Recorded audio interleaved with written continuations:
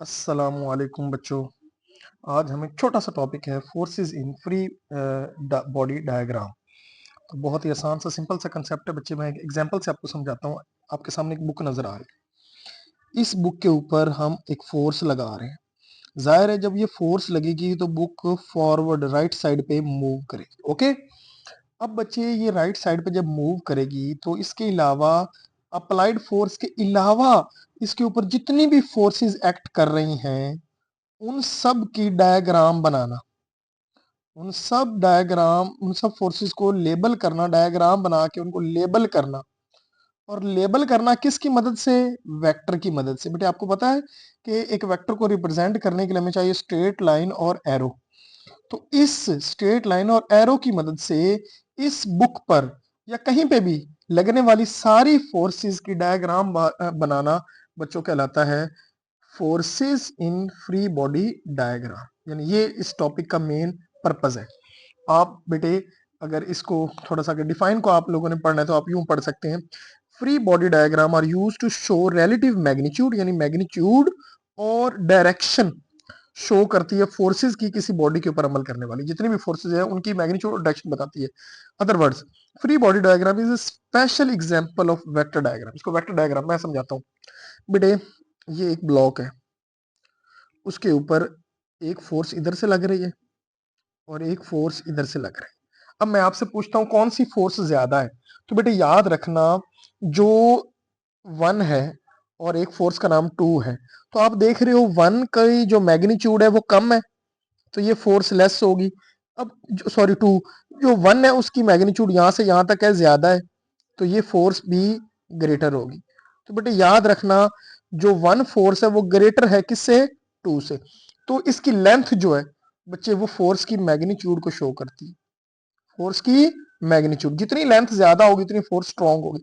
और जो एरो है वो डायरेक्शन को शो कर रहा है। ओके। अब बेटे हम इस डायग्राम को नीचे देखते हैं और इसको अंडरस्टैंड करते हैं कि ये कैसे काम करे। बेटे ये बुक है, वो वाली बुक। अब बेटे जो बुक है उसके ऊपर मैं यहाँ पे इसको अलग बनाता हूँ। ये बुक है फॉर एग्जाम्पल, और ये टेबल है, टेबल के ऊपर पड़ी है।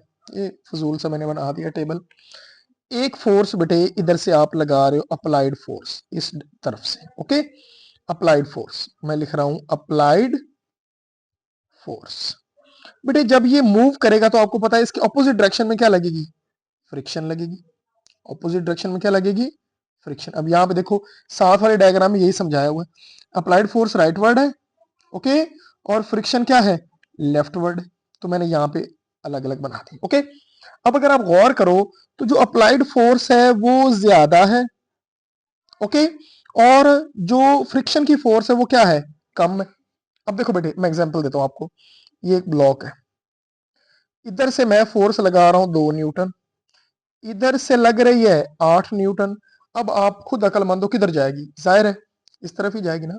क्यों? क्योंकि 8 में से 2 माइनस भी करें अगर तो कितना बनता है? 6 न्यूटन। तो 6 न्यूटन की फोर्स लगेगी ना, जो इसको इस डायरेक्शन में राइट साइड पे क्या करवाएगी? मूव करवाएगी। सेम चीज बेटे यहाँ पे हो रही है कि जो फ्रिक्शन की फोर्स है वो कम है और अप्लाइड फोर्स क्या है? ज्यादा है। तो इसलिए ये इस डायरेक्शन में मूव करेगा। अब सवाल पैदा होता है कि ये ऊपर और नीचे क्यों नहीं जाएगा? तो बच्चे गौर से देखो इस डायग्राम को। ऊपर की तरफ लग रही है normal force, okay, normal force. आपको पता है बेटे ये सरफेस है और ये ऑब्जेक्ट पड़ा है। नीचे की तरफ फोर्स लगती है वेट। क्या लगती है? वेट की फोर्स, ग्रेविटी।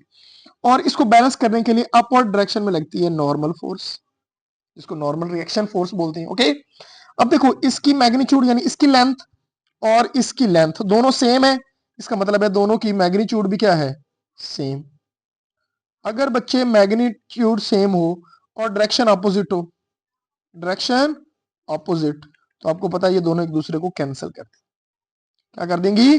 कैंसिल बेटे। जब ये कैंसिल कर देंगे इसका मतलब है ये ना ऊपर जाएगा ना नीचे। अब हमने एक्स एक्सिस पे देखना है, तो एक तरफ फ्रिक्शन थी दूसरी तरफ अप्लाइड थी। अप्लाइड ज्यादा है, फ्रिक्शन कम है। तो बच्चे इस तरह ये जो बुक है ये राइट साइड पे मूव करना शुरू कर दी। तो बेटे ये जो मैंने नीचे वेक्टर की फॉर्म में इसको एक्सप्लेन किया है यही बच्चे कहलाती है फ्री बॉडी डायग्राम। ओके। अब मैं आपसे एक सवाल पूछता हूं और आप लोगों ने आंसर देना है कि ये किधर जाएगी। ओके। तो मैं, हमारे पास एक ब्लॉक है, ओके, उसके ऊपर इधर से लग रही है 2 न्यूटन, इधर से लग रही है 2 न्यूटन, इधर से एक बंदा आया है और वो फोर्स लगा रहा है इसके ऊपर 6 न्यूटन, और यहाँ एक बच्चा खड़ा है जो लगा रहा है 1 न्यूटन। तो आपसे मैं पूछता हूँ किधर जाएगा? तो आप गैस करोगे पहले कि जो ये है और ये है दोनों सेम है और ऑपोजिट है, ये तो कैंसिल हो जाएंगे। इसका मतलब है ना राइट साइड पे जाएगा ना लेफ्ट साइड पे जाएगा, ये कैंसिल होगा। अब ऊपर से लग रही है 6, नीचे से लग रही है 1। अब अगर इन दोनों को बैलेंस करो तो आपको पता है कि ये जीत रही है, इसका मतलब ये ब्लॉक किधर आएगा? नीचे की तरफ आएगा। लेकिन कितनी फोर्स के साथ आएगा आपको पता है? कितनी के साथ आएगा?